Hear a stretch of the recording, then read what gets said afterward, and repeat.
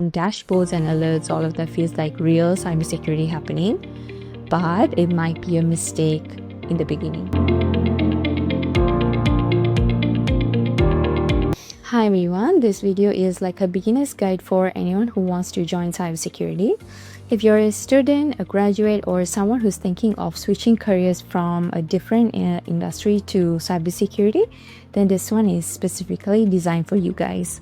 And I'm not going to sell you dreams like learn hacking in 30 days or get a six-figure job instantly, but instead I'll show you the real practical path to enter to the field step by step, so that it's easy for you to understand how it's being done and will be good for you in the long term.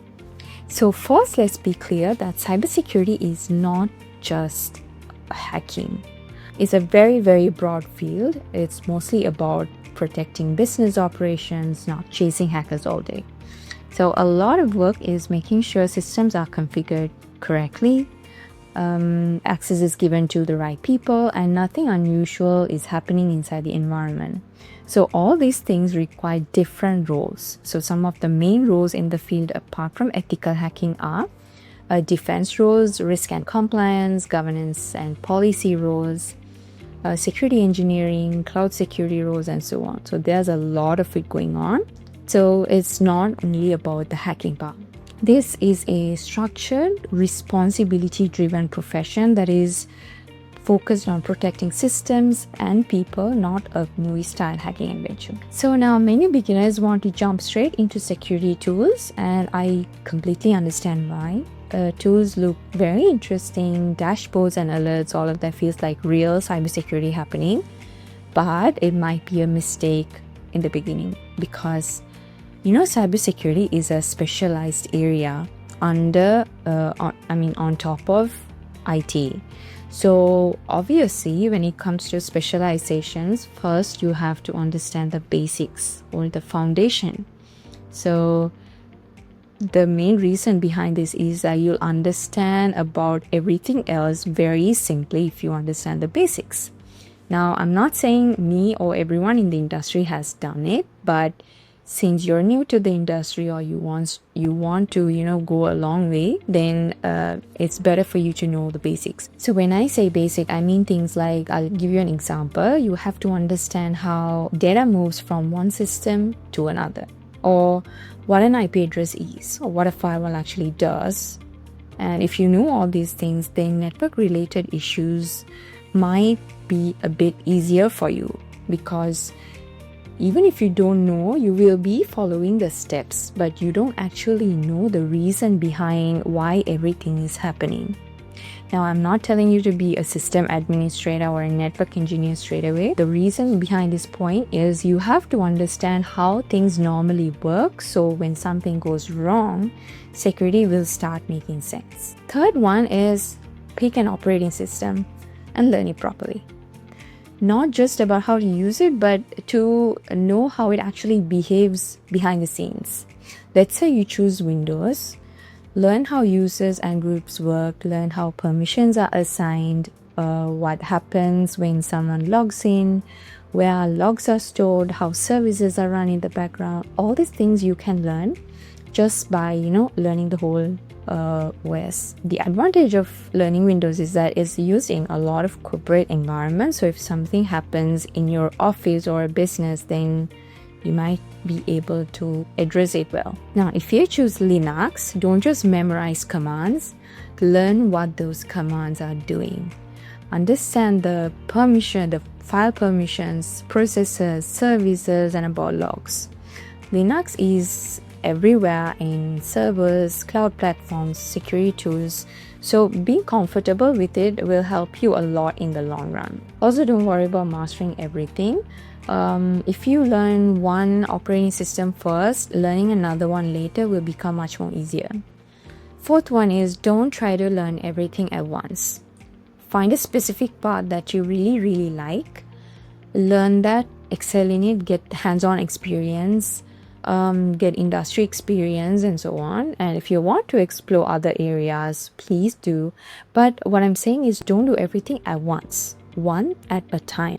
I mean, personally, I think that if you want to do something right, we can go for it because there are no restrictions, especially in learning. But what I'm saying is just do one at a time so that everything is not jumbled. Okay, fifth point. One thing I always tell the beginners, especially undergraduates, is that you don't need expensive courses in the beginning. The professionals in the industry knows that you're just starting out, you still don't have a job, which means that you don't have much money. So I'm not speaking for all professionals here, but most of us know that that's the case, and we don't expect you to be perfect in entry level. So start with free courses, gain knowledge about concepts, and just improve your skills. There are free YouTube courses, free other platforms that you can use for learning, free hands-on exercises.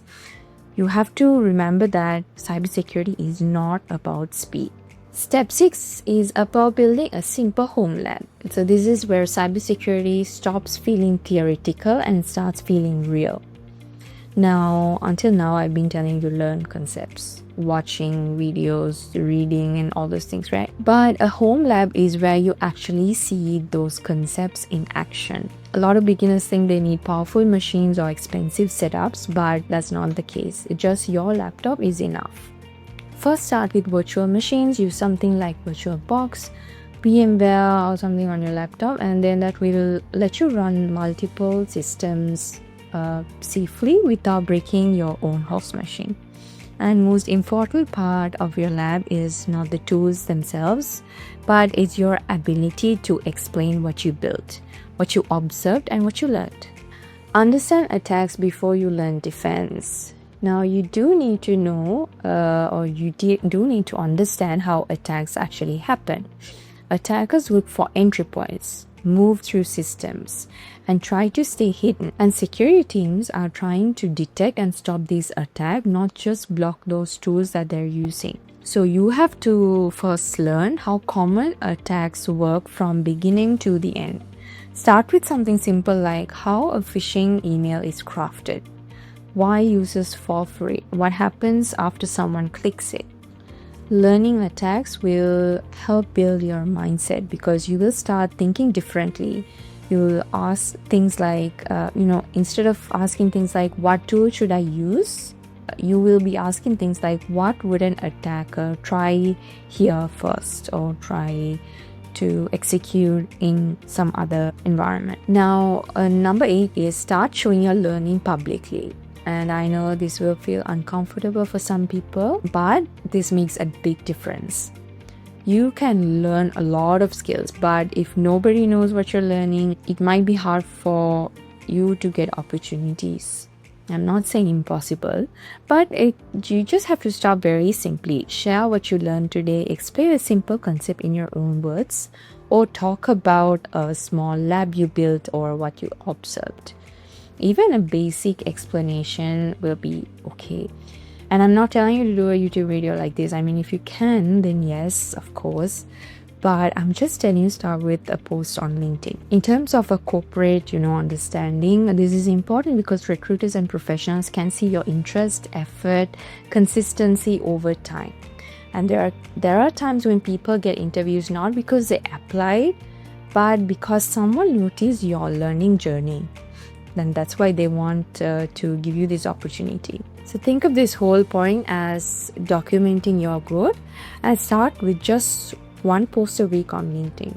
I think this step is something nobody talks about enough, but it's very real. Once you start applying for roles, you will face rejection, silence, and a lot of unanswered applications.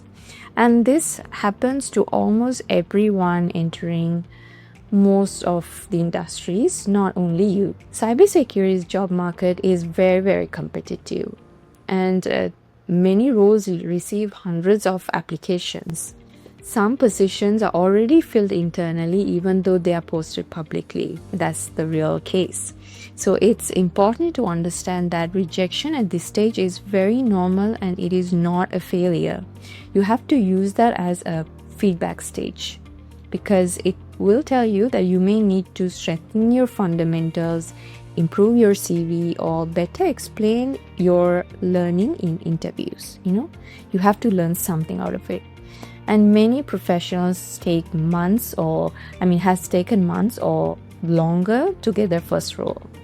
And what matters again is, I think I said it before, that consistency is what matters, not the speed. Number 10, forget the perfect job. For now at least. This is not applicable for everyone, but I wanted to put this point because of some experiences that I have heard from my friends. Some of us might not get the role we expect straight away.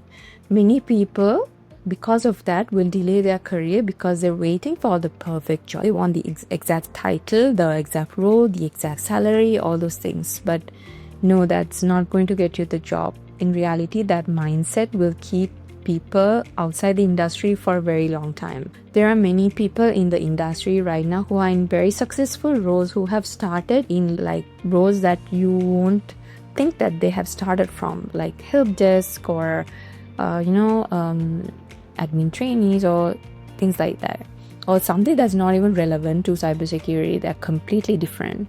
So once you're inside a company, you start understanding how things actually operate. You see how incidents are solved, how the company handles, the team communications, how the decisions are being made. All those things you have to absorb. You have to understand them. These things are some things that you cannot get from courses or labs. Another thing is hiring. Hiring managers trust internal movement more than external resume. Sometimes. Some companies, right? If you prove yourself in a related role, moving into a dedicated security position will become much more easier. 11th one is your CV. It should tell a simple story. It should show your fundamentals, your learning journey, your practical effort, labs, small projects, internships, and even the self-study can be put there. And don't turn your CV into a lost list of tools, guys, because this should reflect your skills and passion above everything else. And always remember that we shortlist candidates based on the CV first, right? That's how we move to the interview stage. So that means that your CV has to stand out because there's a lot of CVs coming out, right? Now let's talk about interviews. Interviewers don't expect you to know all the answers, especially if this is an entry-level role. What they observe is how you think. They want to see if you can explain your reasoning, stay calm, and approach problems logically. So just think and answer. And it's completely okay for you to say you don't know. If you don't know something, just say no. That's the correct thing to do. Another very, very important thing is attitude. Something that we can't teach you. It should come from you. And security teams especially work under a lot of pressure, deal with a lot of incidents. So they look for people who are curious, responsible, respectful, and also willing to learn. So your attitude often matters more than your current skill set, actually. And if you're getting interviews, it means that you're already doing something good, something right. And every interview will make you a better person in facing interviews. So if you get an interview offer, even if you don't like the role, I'm just saying you should just face it because it's good for you. And finally, remember that everyone you see working in cybersecurity today started exactly where you are now, very confused, unsure, and learning slowly. So the only difference is that they didn't stop. So this is all for this video. I hope you learned something. If you had any question, drop them down in the comment section and I'll ask. Thank you.